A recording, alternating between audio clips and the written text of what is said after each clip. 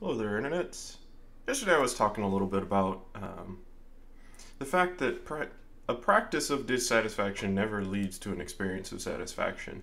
And in there I suggested if you want to experience satisfaction, you should practice satisfaction. Um, you practice the thing that you actually want in your life. But the question arose for me as I was walking away, does anybody know what that means? Does that mean anything, really? Um, what the heck is it to practice satisfaction? So I wanted to expand on that a little bit today and talk about some uh, in concrete terms, exactly how you go about that. If that's something you want in your life, hopefully this will be a little bit of assistance. But before we begin, I want to address two things. The first is just giving up on the idea of needing a reason to have a certain experience. My experience has been in talking to people about these issues. There's a very strong conditioned belief that I need to have a good reason to have a certain experience. And of course, the conditioning is, and I have really good reasons to have an unfortunate experience. And I just don't buy it. Just don't buy it. I don't think that's a useful construct. I don't think that's a useful way to interact with the universe. So, highlighting that you don't have any good reason to be dissatisfied. Um, and I say that because realistically, most of us don't. There are certainly some human beings who are having very difficult situations in their life, who are living near starvation level poverty or who are, in abusive contexts or whatnot. And perhaps we can say, okay, those people, yes. But for most of us, no, not really. We're some of the richest and most comfortable human beings who have ever lived. It's pretty good. So, setting that aside, understanding that it's okay if you're having an experience of dissatisfaction. Absolutely, that's what you've been trained to your whole life. We shouldn't expect any different. But just know that when that voice in your head is saying, "But this is what I should be feeling," it's full of bullshit. So, just having that up front as a frame. And just the same as you don't really have a good reason to be dissatisfied, you don't need a reason to be satisfied. You just do it. We're going to retrain your habitual experience so that your go-to is satisfaction, because that's just a happier way to live. And that's all the reason that you actually need to experience satisfaction. It's better. So why not? Right? There's going to be the voice that says you're not allowed to just be satisfied with what you're experiencing, and there's this sort of implication that that's somehow cheating, that you have to earn satisfaction. No, absolutely not. And I just mentioned habitual experience. That's the second thing I want to bring up, is this idea of the difference between volitional and habitual experience. Like, volitional experience is when you're paying attention and making a choice. What experience do you have? So that's all about your choices about your experience. But your habitual experience is just what arises for you when you're not paying attention, when something's distracting you. And that's all about a lifetime of past conditioning. So it's your past volitional experiences plus all of the training you got from your parents, your peers, your society, all of that. And when we're practicing, what we're practicing is changing the volitional experience, but if you do that for long enough, it also changes the habitual experience. So there's this sort of time lag in in the proportion of your experience that then is going to be the thing that you're choosing, because no matter what, there's going to be a period of time where even if you're making all the right choices, you're still going to slip into distraction and go back into the habitual experience. And that's okay. That's totally normal. That's part of the process. Don't listen to the idea that, oh my God, I'm a total failure because I'm not perfectly choosing every single time to do the thing that I want to do. That's not how it works. So, having said all of that, let's talk about the concrete terms of what it looks like to practice satisfaction. So you're going to need to execute two tracks in parallel. First is building up the skills of satisfaction.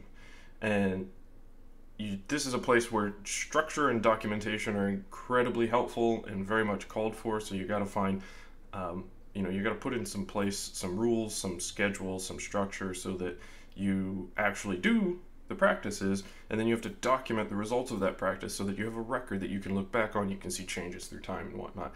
And what that looks like is setting aside some time in your life where all you do is look for things to be satisfied about. So a great example of that is doing sort of a daily inventory. You know, maybe it's 9 p.m. and you're winding down and you just, the alarm goes off and you go, okay, I'm going to go through my day point by point. I'm going to write down the events that happen, and for each one of those events, I'm going to look for something to be satisfied about. Now, what does that look like? That looks like, okay, I had this interaction with Bob at work, right? So, was it pleasant or unpleasant? If it's pleasant, hey, that's great, awesome, I can be satisfied with that. That's a healthy work relationship. If it was unpleasant, okay, how did I respond to it? Did I respond to it in a constructive way or in a non-constructive way? If it's constructive, all right, cool, I'm happy about that. If not, okay, then in that non-constructive way, what were the results of that? Okay, did it, you know, did it lead to some negative consequence or no consequence? Well, I'm very satisfied if it led to no consequence. If it led to a negative consequence, okay, what was that? And just keep going down until you find a point where it's like, yeah, okay, this is good. You know, if there's a negative consequence, we can always go to, did I learn something from that? Which, this is a nice practice because it encourages you to actually stop and go, what can I learn from this? So you actually get more of the information that life is providing for you. More of your allotment of wisdom actually makes it through. But digging down into the events of your life with the intention of finding something to be satisfied with. And I hasten to note, this isn't a practice of ignoring the events of your life that don't flow into a sort of a satisfied frame. You have to have a clear and holistic picture of what's actually going on in your life, but having developed that, then it's a choice of where do I put my emphasis, right? Most of us are trained to put our emphasis on, okay, these are all the things that happen. Now let's fixate on the things that we can frame as negative. So we're saying, nope, we're going to fixate on the things that we can frame as positive, right? So having that period of self-inventory, this is what actually happened in my life. I can be satisfied with either the outcome or I can be satisfied with the process, right? Okay, so maybe that wasn't a pleasant interaction, but I feel like I really kept my cool. So I'm happy with that. I didn't say anything hurtful. I'm happy with that. I learned something. I'm happy with that. I didn't learn anything in the moment, but right now when reflecting on it, I'm learning something. I'm happy with that. I did lose my cool, but when I recovered my composure, I apologized and made amends. I'm happy with that, right? Finding those things and emphasizing those and making that a focus. That's the practice of satisfaction. And if you do it for long enough, like anything, it becomes habitual. So suddenly you find yourself cruising along in your life, spontaneously focusing on the things in your life that are satisfying. And that is how we make the transition then. Okay, we're having in this structured environment, this time and this place that we've set aside, the volitional experience of satisfaction. But as we do this more and more and more, it becomes part of our habitual experience. We take it out of the structured environment and into the wild, as it were, out actually into our life. While all of this is going on, you need to also be inventorying the conditions, inventorying, there we go, discover new words I can't say every day, inventorying the conditions of your dissatisfaction. So under what circumstances do the processes of dissatisfaction really kick off for you? And understanding that it's probably going to be a surprising number of circumstances. You're definitely going to have plenty of space in your notebook for this, or whatever sort of documentation methods that you decide to use. Then beginning to understand what each of the little particular places in your life that you identify have in common. What are the trends? What are the themes? What do those processes feel like? What are the sensations in your body that are associated with those processes? For me, not actually dissatisfaction, but more towards frustration. When I was really dialing on frustration, what I discovered was that there was a key. There was a sort of an indicator, which was I would begin to feel tension in my neck right about here as these processes were kicking off. And I would know, like, I'm going to get the information that something in my life is frustrating in a minute or two. And I just need to be ready for that. That sort of little thing about paying attention to the signals coming from the whole mind-body system is part of the inventorying process. And when you've got this big old inventory built up, and your practice, your skills of satisfaction are getting better, then you're going to move into actually actively substituting satisfaction for dissatisfaction. So going into the contexts where you know you have an experience of dissatisfaction and choosing satisfaction in that space. I tell the story all the time, so I'll abbreviate it, but when I was living in a monastery, I was responsible for doing a ton of dishes, cleaning the kitchen quite often early on in that, before they figured out all the useful stuff I could do. And I had to clean the salad spinner every day, and I hated it. I hated the salad spinner so much. It was just a pain. It didn't fit in any of the things, and it seemed like a disproportionate response to the need for greens in our community. Like, we didn't have enough people to necessitate the amount of salad spinner usage that was going on, said the voice in my head, right? And that led to a lot of dissatisfaction. And so I actively said, okay, the salad spinner is my new favorite thing. I'm going to be profoundly excited every time I see the salad spinner, right? Gave it a name. It was my best friend.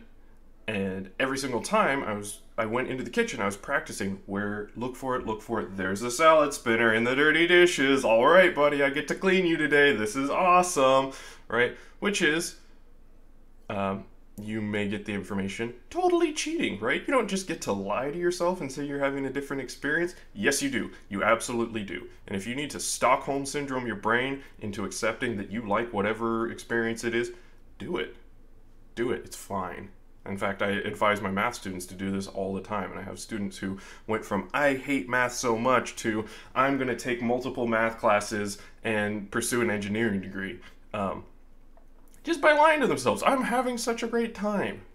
Because your brain is not that smart, and whatever information is presented to it the most often, it just assumes is a true fact about the universe, right? So we're actively practicing taking the skills we develop in a structured environment, right? We've set aside this time in our life where we're going to practice satisfaction every day, and we've done this for weeks, and now we're set up and we're going to go into the places that we have identified as sort of dens of dissatisfaction. We're going to bring satisfaction in there. We're going to practice our skills in those spaces where it's more difficult, and that's going to drive that deeper and deeper and deeper into our habitual experience until we're just wandering the world looking for opportunities to be satisfied.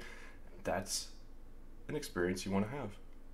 That's a joyful life, and that's what it is. So hopefully those are some sort of concrete tips, right, on which you can actually begin practicing, starting the documentation, starting the structured practice, starting to identify the places in your life where you need to bring the skill set that you're developing so that you can lead a more fulfilled, happy human existence. Here's an opportunity for dissatisfaction. Yet again, I haven't figured out a flow for turning off the stream. But it's alright, because tomorrow's a new day. Maybe I'll have it figured out.